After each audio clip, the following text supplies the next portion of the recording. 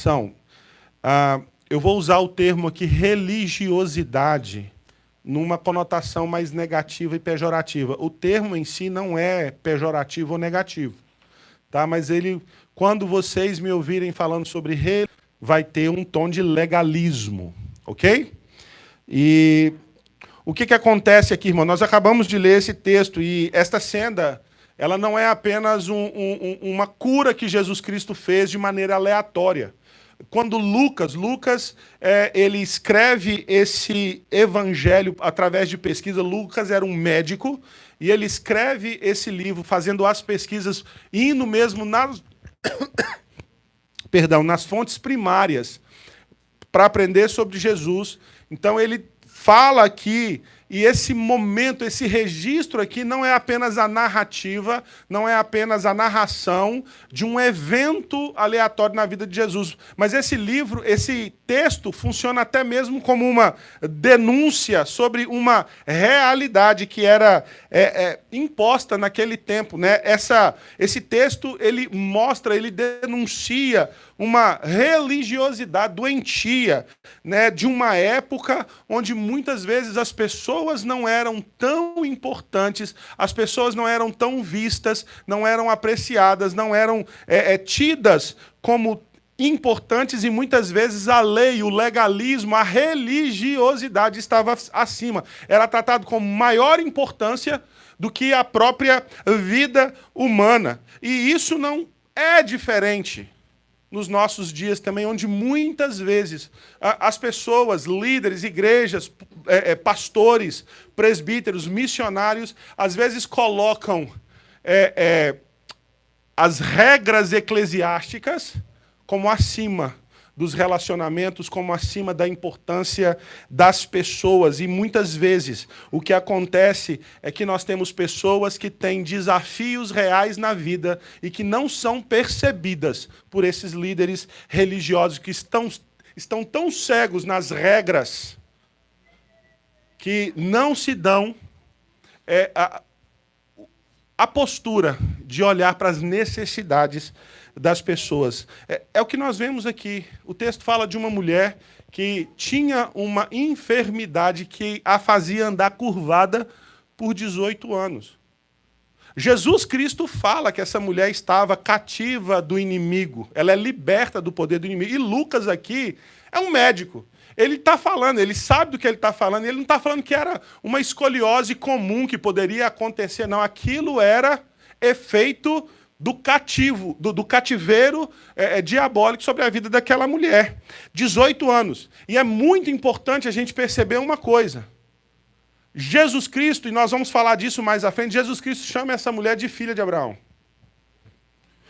E eu percebo algumas coisas aqui, ainda que o texto não declare isso, mas eu sou levado a entender que esse texto me mostra uma mulher dedicada, comprometida. Uma mulher religiosa. Uma mulher que está presente na sinagoga.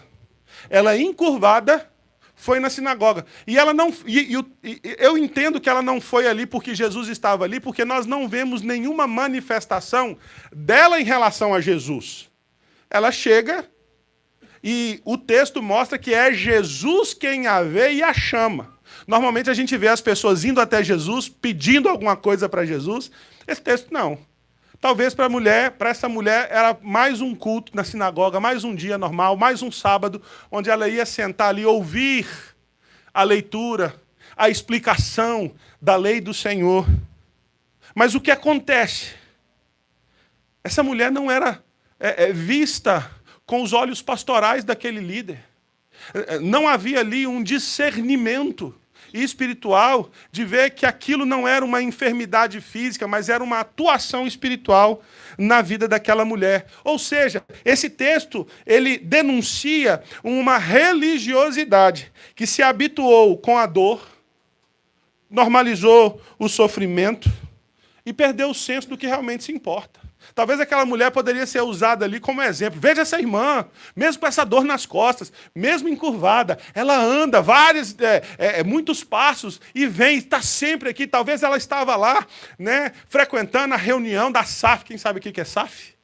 SAF, Sociedade Auxiliadora Feminina, nome presbiteriano daqueles antigos, né? O Ministério de Mulheres. Talvez fosse uma irmã presente nos trabalhos da sinagoga, nos grupos familiares, nas reuniões de oração, mas por mera religiosidade, por mero costume, por mero comodismo. Uma religião apenas nominal, mas uma religião que não percebe o seu sofrimento, uma religião que não propõe uma cura, uma libertação, uma liberdade daquilo. Cristo entra nesse cenário e o que a gente vê Jesus Cristo fazendo aqui é Jesus Cristo confrontando tudo. Jesus Cristo, ele confronta a estrutura. Jesus Cristo, ele confronta os líderes. Jesus Cristo, ele confronta os paradigmas. Meus irmãos, nesse texto eu entendo que a graça, ela confronta o legalismo. A graça confronta essa religiosidade inoperante, essa religiosidade de regras, de costumes, mas sem vida, sem alegria. Por isso nós vamos pensar um pouco quando a graça confronta o legalismo. Querido, e a primeira verdade que eu quero apresentar para vocês, olhando para esse texto, é que a graça confronta a indiferença do legalismo. Veja o texto aí, dos versos 10 até a primeira parte do verso 12. Olha o que o texto nos diz. Num sábado aqui era o dia do descanso, Deus havia dado a lei, né? 6 dias trabalhará, mas o sétimo é o dia do Senhor, é o dia do descanso. É o dia onde o povo parava para se envolver mais com as coisas do Senhor, dedicar mais à família, dedicar mais a atos de misericórdia, dedicar mais à edificação do corpo, a estar juntos no culto, oferecendo louvor, adoração, naquele contexto, os sacrifícios. Sim, era um dia especial, como nós hoje olhamos para o domingo, como a nossa própria declaração de fé, né, os nossos textos de fé, símbolos de fé, falam que o domingo é o sábado cristão. Onde é o dia do Senhor, onde é o dia que a igreja se ajunta para cultuar, para celebrar o Senhor, onde as famílias estão mais juntas, é onde a gente dá uma parada. E a gente fala assim, a gente não precisa trabalhar os 7 dias da semana, nós confiamos no sustento do Senhor, nós cremos que Deus cuida de nós. E nós nos ajuntamos como igreja, nós nos ajuntamos como família da fé para celebrarmos a Deus, para cultuarmos ao Senhor. Assim era para ser tido também aquele dia, um dia da manifestação graciosa, da manifestação da misericórdia do Senhor. Num sábado, Jesus estava ensinando numa das sinagogas. Bênção, dia de culto, dia de aprender da lei do Senhor, dia de crescer no conhecimento do Senhor. E quem estava ensinando aquele dia ali era o próprio pastor, o próprio autor, a própria manifestação viva da palavra de Deus. Hebreus fala isso, que Deus falou de várias maneiras, mas nos últimos dias nos fala por Jesus Cristo. Ele é o Logos, ele é aquele por quem todas as coisas foram feitas. Ele é aquele por quem nós nos tornamos filhos de Deus. Ele é a própria manifestação da palavra de Deus. Ele é o Emanuel, é o Deus conosco. Ele está ali ensinando. E o texto continua. E chegou ali uma mulher possuída de um espírito de enfermidade. Havia já 18 anos. Jesus já está ali à frente. Naquela época não havia relógio, então provavelmente não era muito preciso. Algumas pessoas chegavam um pouco mais cedo, talvez outras um pouco mais tarde. Então Jesus já estava ali compartilhando algum ensinamento, alguma explicação de algum texto da Torá, dos profetas. Aquela mulher entra. E ela entra encurvada. E Lucas fala que ela estava possuída de um espírito de enfermidade por 18 anos. Ela andava encurvada, sem poder endireitar-se de modo nenhum. Não tinha aparelho, não tinha terapia, não tinha fisioterapia que colocasse aquela mulher aprumada, endireitada. 18 anos olhando para o chão, 18 anos olhando para baixo, 18 anos com um peso nas costas, 18 anos sofrendo. E Lucas fala assim, Jesus ao vê-la chamou. Você já imaginou? O pastor está pregando, e talvez um sermão efusivo, e ele percebe alguma coisa, fala assim, opa, isso é mais importante. Esse ensinamento vai esperar um pouquinho, eu vou continuar daqui a pouco, mas tem algo mais importante para ser feito agora. Queridos, isso é a própria graça confrontando a indiferença do legalismo. Porque quando nós vivemos by the law, by the book, muitas vezes nós nos tornamos tão presos à lei que nós nos esquecemos de misericórdia, de graça, nós nos esquecemos de ver que a outra pessoa tem as suas incoerências, as suas inconsistências. Nós, muitas vezes, quando queremos viver pela lei, pelas regras, nós esquecemos que nós somos falhos e que a outra pessoa também pode ter as suas falhas. E muitas das vezes nós queremos a lei para os outros e graça para nós mesmos. Muitas vezes nós queremos o peso da lei para aquelas pessoas. Não, o que mais importa agora é o culto, o que mais importa agora é continuar esse ensino, o que mais importa agora é manter a liturgia que nós já definimos, que já tem 300 anos que nós seguimos essa liturgia. Não podemos parar agora. O seu problema é que espere. Quanto tempo o problema dessa mulher está esperando? 18 anos. Há uma indiferença com relação à realidade daquela mulher, há uma indiferença com relação à espiritualidade que se tinha. Não apenas a espiritualidade daquela mulher, como a de toda aquela congregação. Gente, essa mulher não estava na sarjeta, ela não estava num canto de uma rua, ela não estava mal vestida, ela estava na sinagoga. Ela não estava pedindo esmola, ela não foi nem pedir um milagre. O texto não fala que ela foi pedir um milagre, mas ela é alvo de um. Ela recebe um milagre.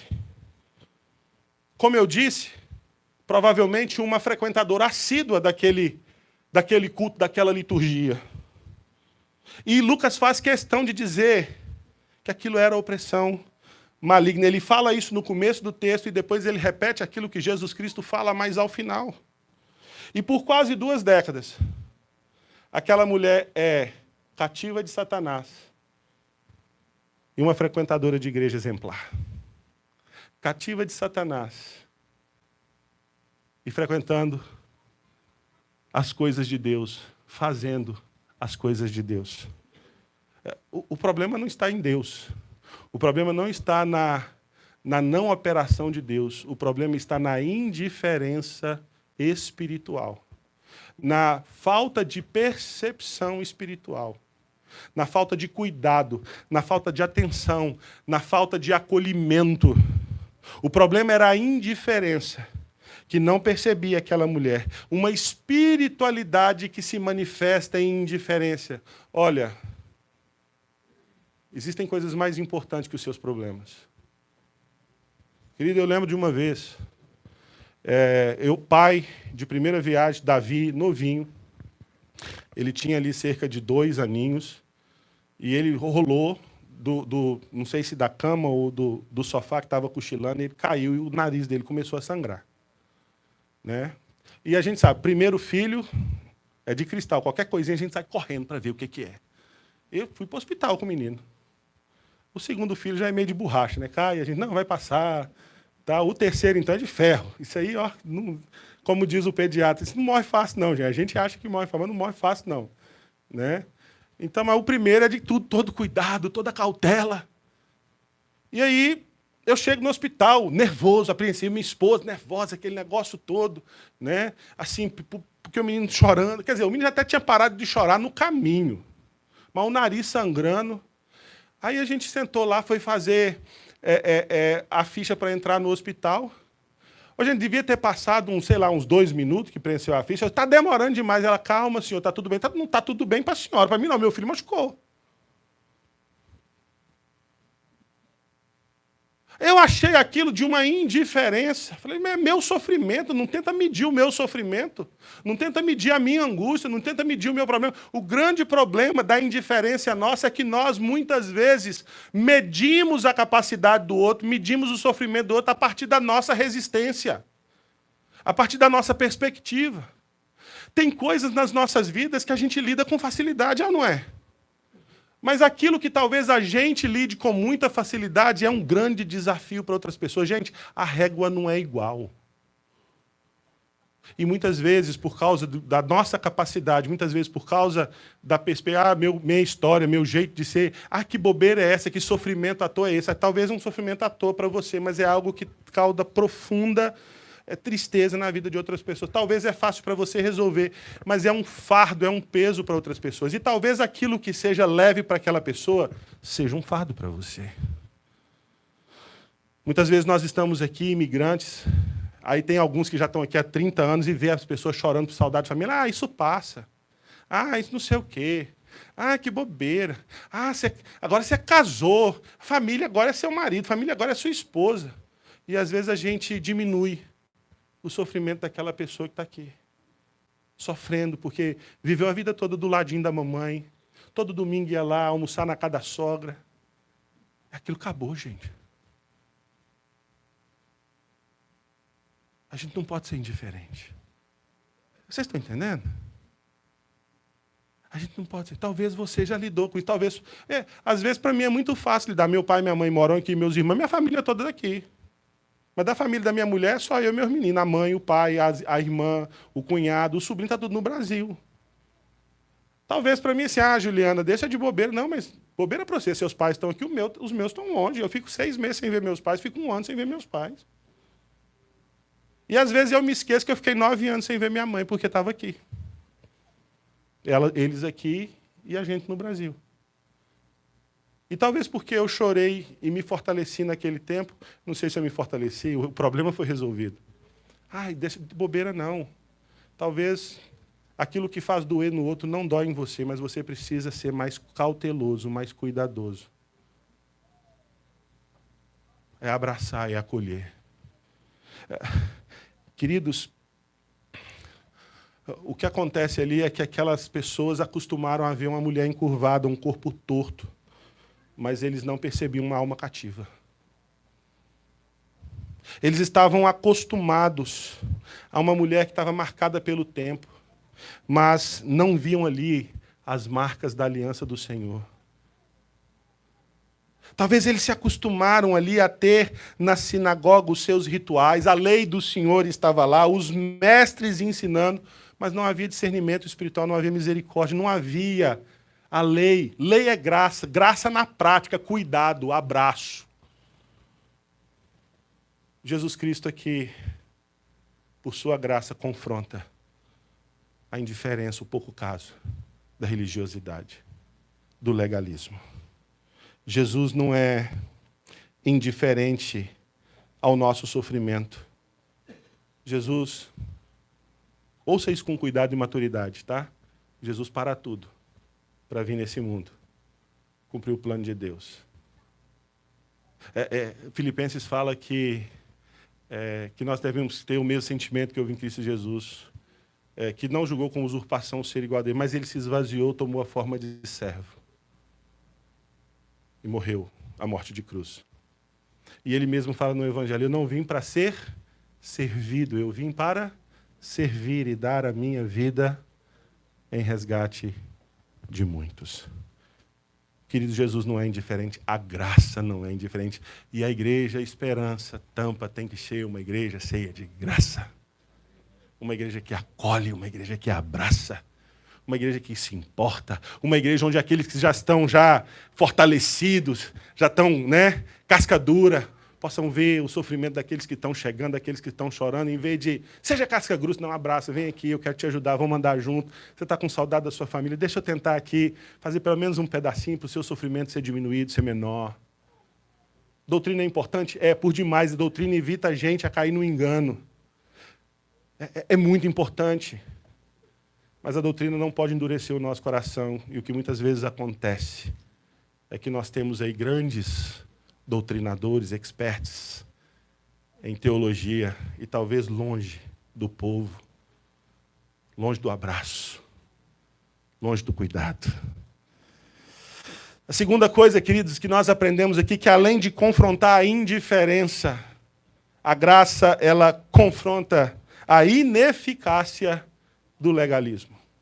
Eu conheci um pastor, ele já partiu para a glória. Ele fala que tem alguns crentes que o problema dele é que eles são crentes cabeção. Sabe muita coisa, mas não tem prática nenhuma.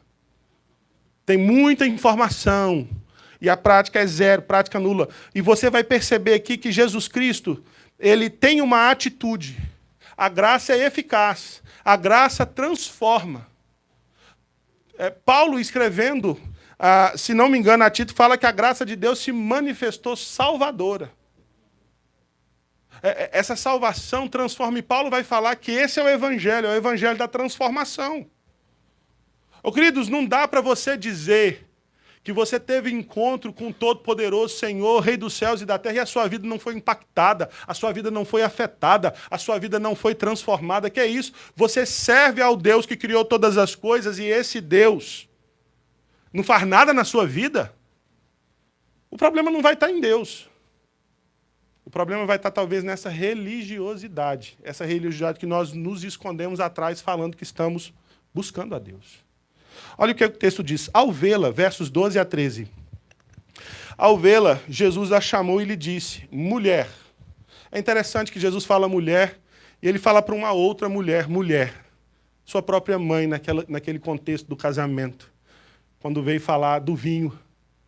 Ele fala assim, que tenho contigo, mulher. Jesus ele não foi sem educação, muito pelo contrário. Aquilo é uma manifestação de respeito. Olha que nós já percebemos aqui que Jesus não é indiferente, ele honra aquela mulher. Ele vai referir aquela mulher mais na frente de filha de Abraão. É a única vez na Bíblia que uma mulher é chamada de filha de Abraão. Os homens se intitulavam assim. A Bíblia é machista. É porque você não leu. Só pensa assim, quem não leu não entendeu. Tem problema de interpretação de texto. Né? Mulher, você está livre da sua enfermidade. E impondo-lhe as mãos, ela imediatamente endireitou-se e dava glória a Deus. Jesus chega. A graça do Senhor é presente. A graça do Senhor não é ineficaz, ela é transformadora. A graça do Senhor é o meio pelo qual nós somos salvos. Nós somos salvos. A maior manifestação do poder de Deus está na salvação de pecadores, e nós somos salvos pela graça. Vocês já estudaram Efésios. Vocês já ouviram ali o pastor Sam ensinando sobre como o poder de Deus, o dínamo de Deus é manifesto para salvar. A Trindade toda trabalhou. A ponto de Paulo falar aqui, eu vou colocar na versão de Governador Valadares, que os anjos e os demônios ficaram boquiabertos. Como dizia o professor meu de teologia, estupefatos por essa manifestação da graça que transforma pecadores em filhos, que destrói as barreiras, que destrói os muros e que faz de todos aqueles que confessam Jesus Cristo como Senhor e Salvador, não meros servos, mas filhos de Deus. Essa graça transforma a nossa realidade, essa graça transforma a nossa vida. Queridos, aparentemente aquela mulher, ela manteve-se firme ali, como nós vemos nos seus compromissos religiosos, mas aquilo talvez trazia muita informação, mas pouca transformação. Eu acredito que o Evangelho, quando de fato recebido, crido e vivido pelo poder do Espírito Santo, ele vai trazer sim instrução, mas na proporção que ele traz instrução, ele traz transformação. Na medida que nossas vidas estão sendo enchidas pelo Evangelho do Senhor, na medida que nós nos encharcamos do Evangelho do Senhor, mas esse Evangelho também traz impactos transformadores nas nossas vidas. Não adiantou ser frequentador assíduo de culto. Eu não estou aqui pregando para você se tornar alguém sem comprometimento com a igreja. Não entenda essa pregação como uma licença para você não honrar os seus compromissos. Nós fomos questionados quando nos tornamos membros dessa igreja de zelar pelo bem da igreja, de lutar por ela, não de desistir dela. Não de procurar um lugar mais hermético e confortável, que esteja mais moldado àquilo que eu prefiro, a minha imagem e semelhança. O texto não é licença, o texto, essa mensagem não pode ser usada como desculpa para você falar assim, não, eu não vou ser legalista, hoje eu vou ver o jogo do Verdão. Palmeiras não tem mundial. O jogo do Verdão. O jogo do Corinthians, o jogo do Flamengo. Perdoa a brincadeira, irmão. Perdão. Tem misericórdia com esse pastor.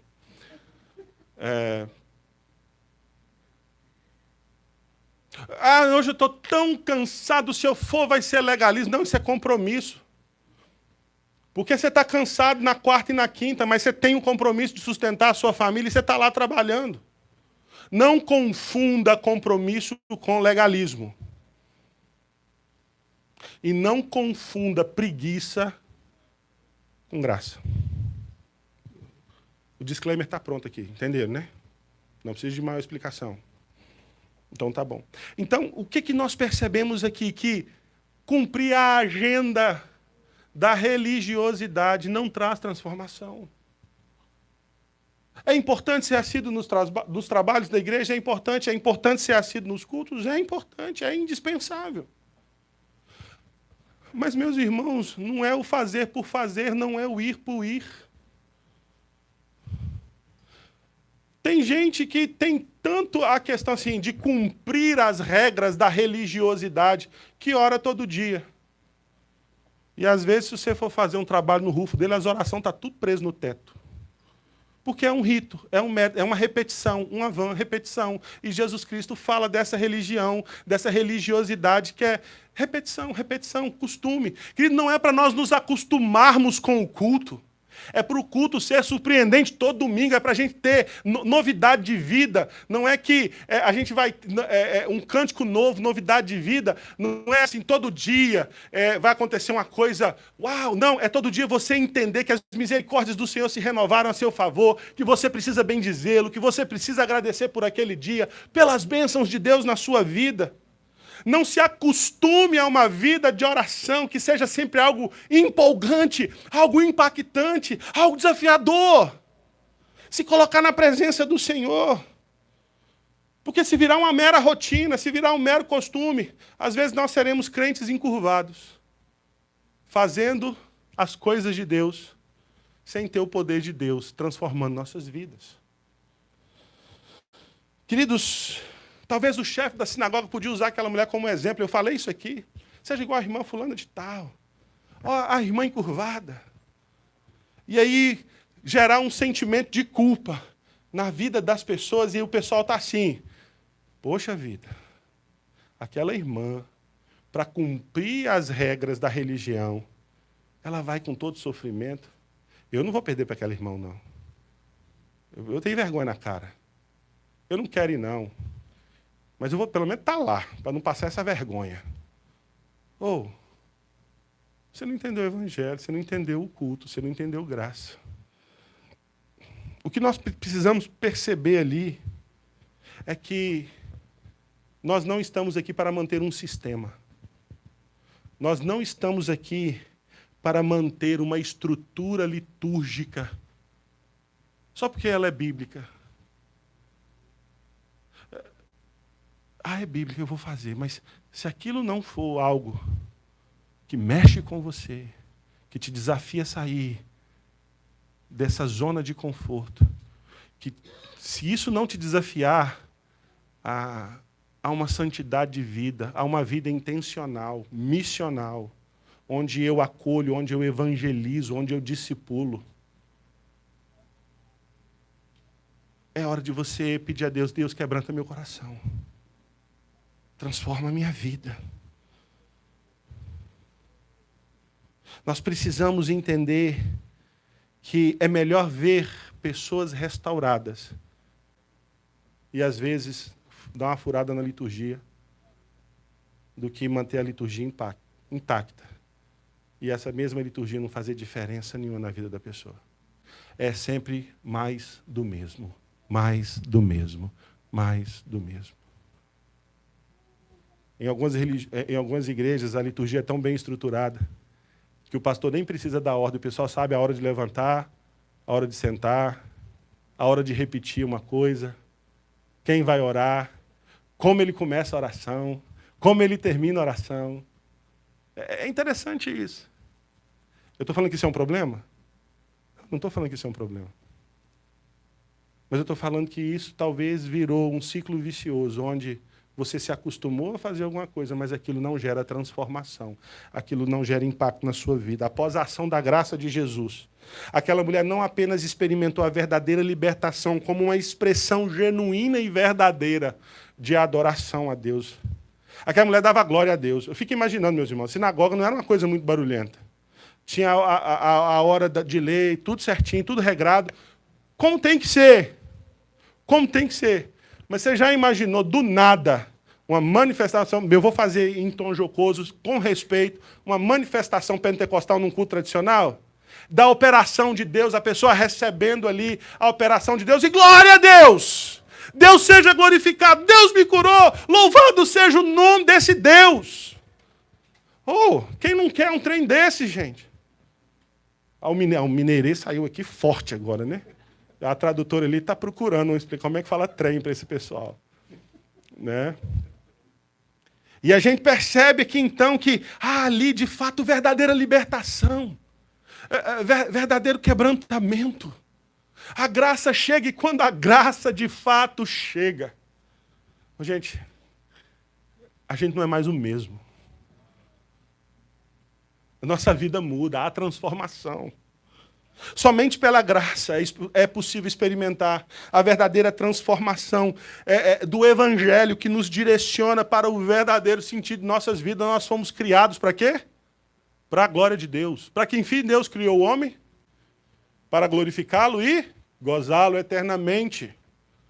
E o que a mulher está fazendo depois da cura? Está glorificando a Deus. Até a perspectiva daquela mulher transformada, ela via a vida assim.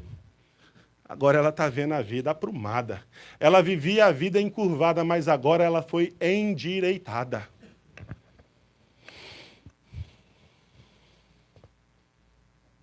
Esse é o poder do Evangelho, esse é o poder da graça. E é isso que acontece quando, de fato, a graça nos alcança. O amor de Deus nos liberta. Nós somos transformados, nós não somos mais os mesmos.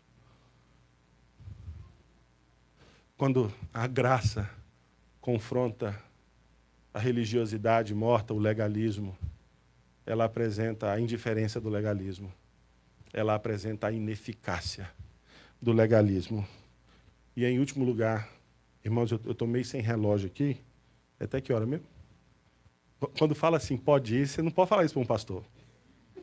Você não fala isso para um pastor. Pode ir. Você está dando assim, um sinal, vê um cheque em branco. Não, mas eu quero ser objetivo, irmãos. Em terceiro lugar, além de confrontar a indiferença do legalismo, além de confrontar a ineficácia do legalismo, a graça confronta também a hipocrisia do legalismo. Agora eu quero fazer a leitura dos versos 14 a 16. O chefe da sinagoga, indignado por ver que Jesus curava no sábado, disse à multidão: presta atenção, talvez aquele homem viu, ao vivo, naquele dia, a maior manifestação de poder da vida dele. Ele poderia saber das histórias do Antigo Testamento, que Deus abriu o Mar Vermelho, que Deus fez o machado flutuar, que Deus destruiu o Egito com as pragas. Ele poderia saber de todas estas coisas. Mas provavelmente aquele dia ele viu algo que ele nunca tinha visto na vida dele. Ele viu um milagre acontecer. Ele viu uma mulher que não tinha sido curada por tratamentos convencionais há 18 anos, ser curada, ser liberta, ser restaurada. E o que ele fica? Ele alegra, ele celebra. Não, o legalismo é tão forte que ele fica indignado. Hoje é sábado, não pode fazer essas coisas. Não pode fazer essas coisas. Ele fica indignado. E aí o que ele faz? Ele vira para a multidão. E ele chama a atenção da multidão.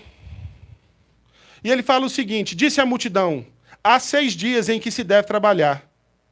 Vê nesses dias para serem curados, mas não no sábado. Porém o Senhor lhe respondeu: hipócritas.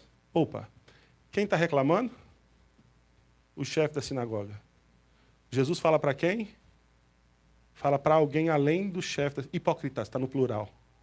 Ele não chama o chefe da sinagoga de hipócrita. O que me dá a abertura para entender que talvez o chefe da sinagoga era o porta-voz daqueles líderes da sinagoga que estavam incomodados com o feito gracioso do Senhor Jesus. E ele vira e fala assim: hipócritas, cada um de vocês não desprende da manjedoura no sábado o seu boi ou o seu jumento para levá-lo a beber? Eu não estou entendendo assim. Esses valores, o sistema de valor de vocês, tem uma coisa errada nesse sistema de valor de vocês. Por quê? Porque no sábado, vocês pegam os seus animais e vocês andam distâncias para dar de beber para os seus animais. Será que animais são mais importantes do que vidas humanas? Por que motivo não se devia livrar deste cativeiro em dia de sábado? E Jesus Cristo usa esta filha de Abraão. Não é um animal, não é um jumento, não é um burro, não é ovelha. É um ser humano, criado à imagem e semelhança de Deus. E o título que normalmente era usado para identificar homens, filhos de Abraão, é dado para essa mulher, filha de Abraão. Será que a vida dos animais, a sede dos animais, é um problema maior do que esta filha de Abraão cativa por Satanás há 18 anos? Gente, Jesus aqui aponta a hipocrisia daqueles homens. Jesus Cristo aponta o legalismo dessa religiosidade que inverte os valores. Essa religiosidade onde coloca o ser humano a serviço da lei e não a lei como sistema que protege. A gente precisa olhar para a lei do Senhor é boa, você vai perceber isso. Bem-aventurado é aquele que não anda no caminho dos ímpios, não se detém no caminho dos pecadores, nem se assenta na roda dos escarnecedores. Antes o seu prazer está onde? Na lei do Senhor. E na sua lei medita de dia e de noite. A lei do Senhor é importante. A lei do Senhor é perfeita e restaura a alma.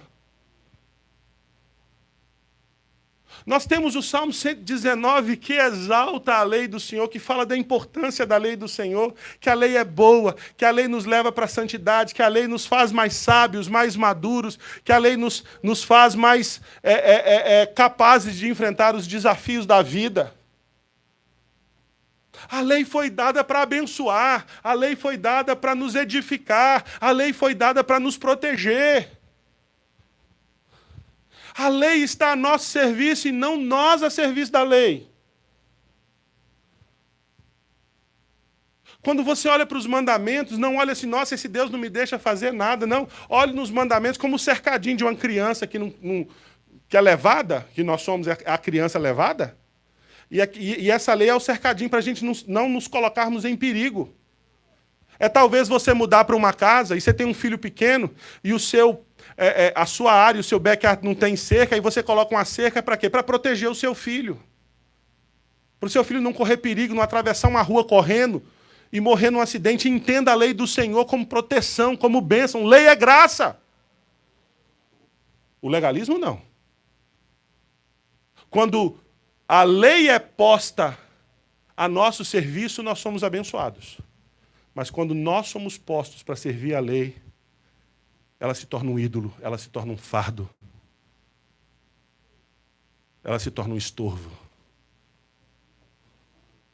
É por isso que muitas vezes eu entendo, meus irmãos, claro, com discernimento, entendendo a providência divina, que algumas pessoas estão aí frustradas com a igreja, frustradas com Deus. O problema não é Deus, o problema não é a lei, o problema é o legalismo de muitas dessas igrejas. O problema são as regrinhas, o problema é a cobrança, o problema é a falta de misericórdia, o problema é a falta de visão. Esse local precisa ser um local para abençoar, essa comunidade existe para abençoar e não para impor. Não para causar sofrimento.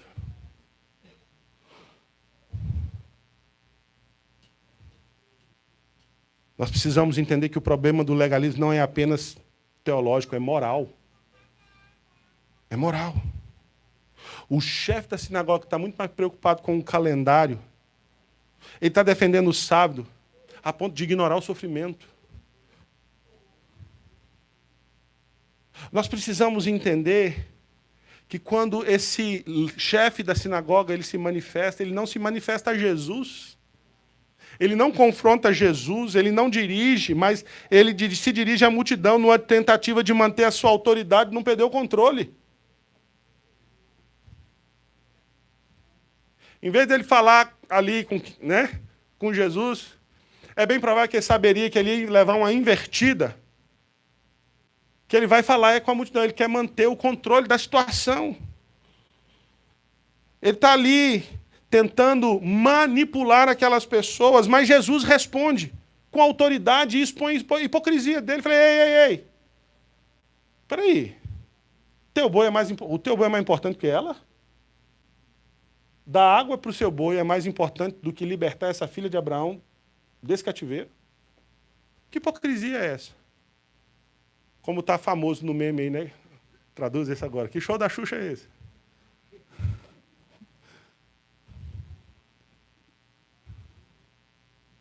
Que coisa é essa que está acontecendo? Gente, nós precisamos entender que a graça devolve ao sábado o seu verdadeiro propósito. De proteger, de transformar, de restaurar, de libertar. O sábado não é problema, você ter o compromisso de separar o dia do Senhor é bênção para a sua vida. Você precisa ver isso como deleite, como alegria. Você precisa ansiar pelo dia do Senhor. Você precisa colocar na sua agenda e se organizar para você não deixar trabalho para fazer no dia do Senhor, para você curtir esse dia, para você brincar com seu filho com mais intenção.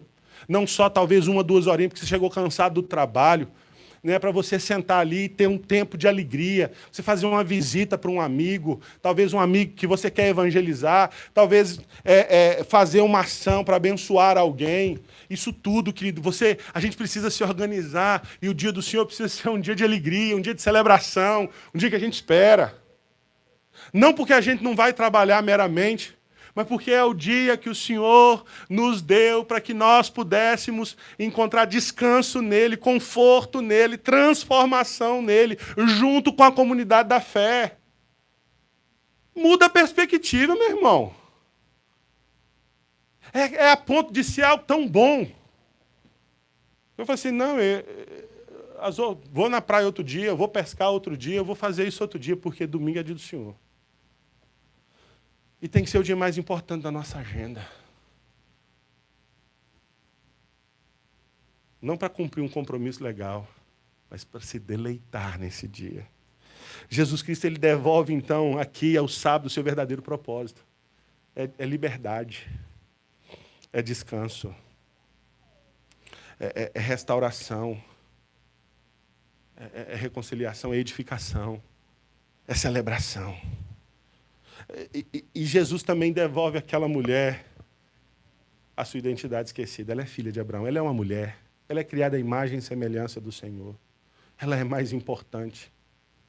Ela é tão importante como nós aqui. E muito mais importante que qualquer animal do reino animal.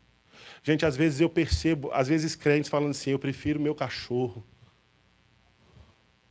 do que determinadas pessoas. E a gente se esquece que até os nossos inimigos são criados à imagem e semelhança do Senhor. E a nossa fé não pode ser hipócrita para tratar bem os irmãos e não tratar com misericórdia, com graça, aquele que não é irmão. Às vezes a gente não trata nem com misericórdia o nosso irmão.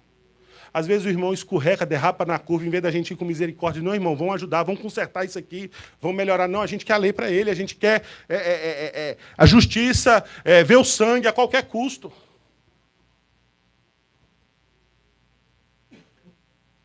Recentemente, eu fui abordado por alguém. Eu pastoreei recentemente, para quem já tem 25 anos de ministério, é qualquer coisa entre 10 anos para cá, entendeu? Mas eu fui abordado por alguém que estava vendo alguns desafios que um dos líderes estava enfrentando. E esse irmão falou assim, pastor, você não está vendo isso não? Eu falei, estou, você não vai fazer nada não? Eu falei, eu já estou fazendo.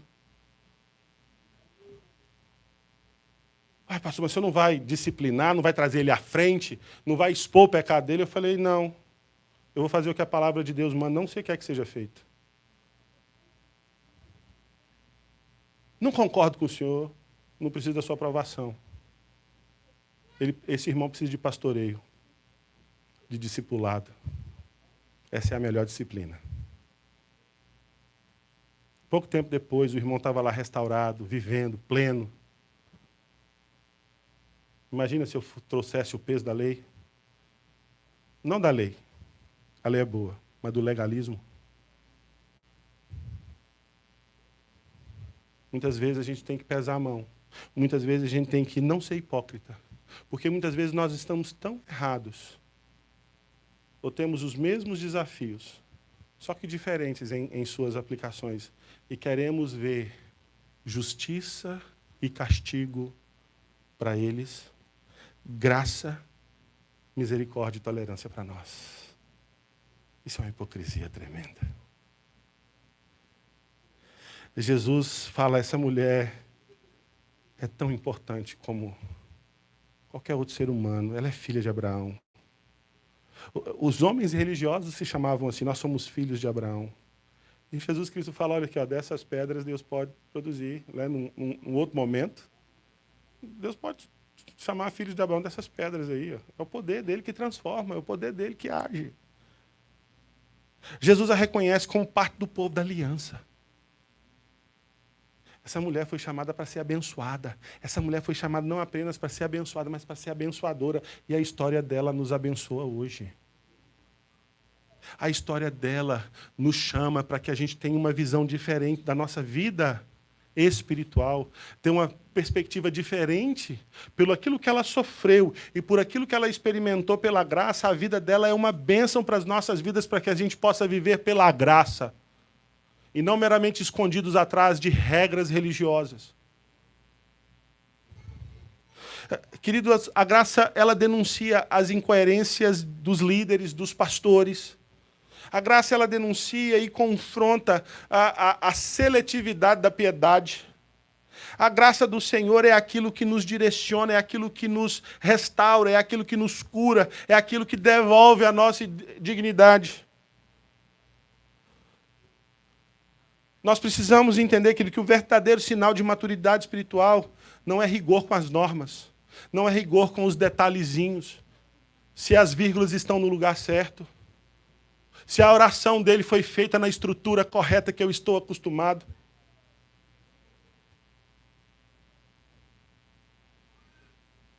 Tem gente que às vezes uma criança orando, a criança fez uma oração, e ela falou assim, e abençoa todo mundo. E parou de orar.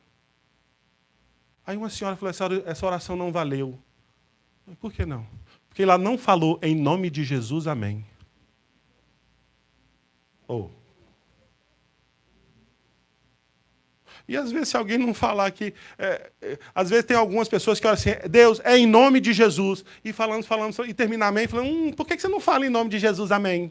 Não é uma regra, gente, não é uma regra. Não é uma palavra-chave, não é um Shazam que muda a realidade.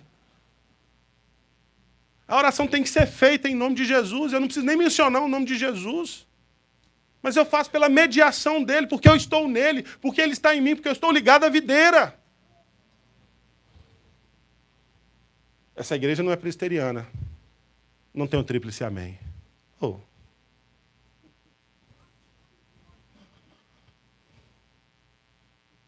Acho que já deu, né?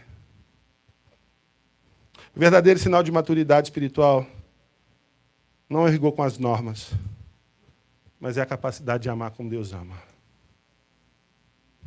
Queridos, quais são as aplicações? Não se contente em apenas ser um religioso. Você pode ser um religioso. Eu não estou falando que a religião é uma coisa ruim. Mas não se contente em ser apenas um religioso que fica preso a regras. Porque frequência de culto não é sinônimo de vida transformada. Eu conheci muita gente ruim que era assídua em culto. Eu conheci muita gente com vida dupla, que era dizimista, fiel. Nós precisamos entender isso. Pode ser que exista alguma coisa na sua vida que precisa ser endireitada. E você precisa se desgarrar do legalismo e abrir o seu coração para a graça do Senhor. Porque essa graça, ela verdadeiramente transforma. A segunda lição é que nós precisamos buscar maior comunhão com Deus para termos discernimento da sua vontade, para que sejamos mais efetivos no cuidado uns dos outros. A palavra de Deus fala que nisto conhecerão que vocês são meus discípulos. É pela doutrina que vocês pregam? É pelas reuniões de oração e a duração delas? É pela denominação que vocês professam? Não, como é que nós vamos ser reconhecidos como os discípulos de Cristo no mundo? Se amarmos uns aos outros. O grande problema do legalismo é que o legalismo não considera uns aos outros, amar uns aos outros, como algo importante. E isso é o que nos identifica como discípulos de Cristo Jesus. Então nós precisamos ser mais efetivos no cuidado uns dos outros, a fim de que tenhamos uma comunidade saudável, liberta da garra dos enganos do inimigo. É manter a comunhão dos santos, é estarmos juntos, é termos a disposição de carregarmos as cargas uns dos outros, de perdoarmos uns aos outros, de amarmos uns aos outros, de andarmos a segunda milha, de oferecermos a outra face. Tem gente que não tem essa disposição. E se diz igreja. E se diz servo do Senhor Jesus Cristo, mas o que ele faz não serve para a glória de Deus. Eu sou servo de Cristo, mas a minha vida não serve para a glória de Deus. Em terceiro lugar, nunca se esqueça, a lei foi sempre dada para abençoar. Quando Deus deu a lei é a manifestação da graça. Quando Deus diz os seus nãos, é para nos proteger. Você vai perceber que quando Adão e Eva pecam, Deus fecha o jardim. Por quê? Para que a condição de pecado do homem não fosse eterna. Para que eles não comam do fruto da vida e sejam pecadores eternamente. Não, Deus tinha um plano de salvação. E tirá-los do jardim é tanto parte da maldição como parte da graça. E Deus foi progressivamente mostrando a sua vontade através da sua lei, através das suas direções, para que o povo pudesse andar, conhecer e reconhecer os caminhos de Deus. Nós precisamos, então, olhar a nossa vida e olhar até a perspectiva correta de que lei é graça. Nós precisamos entender que quando Deus fala não é para o nosso benefício. Ele visa a nossa proteção. E a Bíblia é clara a esse respeito. E nós precisamos guardar no coração as nossas palavras para não pecarmos contra o Senhor. Nós precisamos entender, como Pedro disse, que só tu tens, Senhor, as palavras de vida eterna. Nós precisamos reconhecer que Jesus Cristo fala, eu não vos chamo de servo, mas sim de amigos. Por quê? Porque vocês me amam, porque vocês me obedecem. Porque vocês entenderam que a minha lei é o direcionamento para uma vida abençoada e abençoadora. Nós precisamos entender que legalismo é quando a lei é posta no lugar de Deus. Aí ela se torna um ídolo. E todo ídolo é pesado. Todo ídolo rouba as nossas forças, rouba a nossa alegria, tira a nossa paz. Porque um ídolo precisa ser satisfeito. E aí os papéis são invertidos. Aquilo que Deus deu para nos servir, a lei, ela acaba se tornando algo a ser servido. E não foi assim que Deus pensou. Queridos, nós concluímos isso então entendendo que, no final das contas, Jesus, ele envergonha os líderes legalistas e religiosos, mas ele alegra o povo. O povo ali foi impactado, o povo ali se alegra no Senhor, o povo ali, o texto diz que o povo se alegrava por todos os feitos gloriosos que Jesus Cristo realizava. E esse é o impacto verdadeiro do reino. Confronta a estrutura que oprime e liberta aqueles que estão cativos. Que nós sejamos sempre lembrados, queridos, que a mera religiosidade ela é legalista.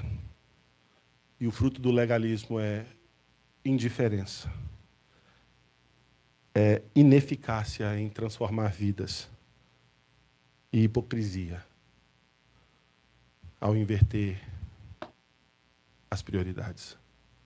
Que Deus seja gracioso e misericordioso e que possamos ser a expressão da graça, da misericórdia de Deus em muitas vidas. Em nome de Jesus. Amém. Vamos louvar o Senhor.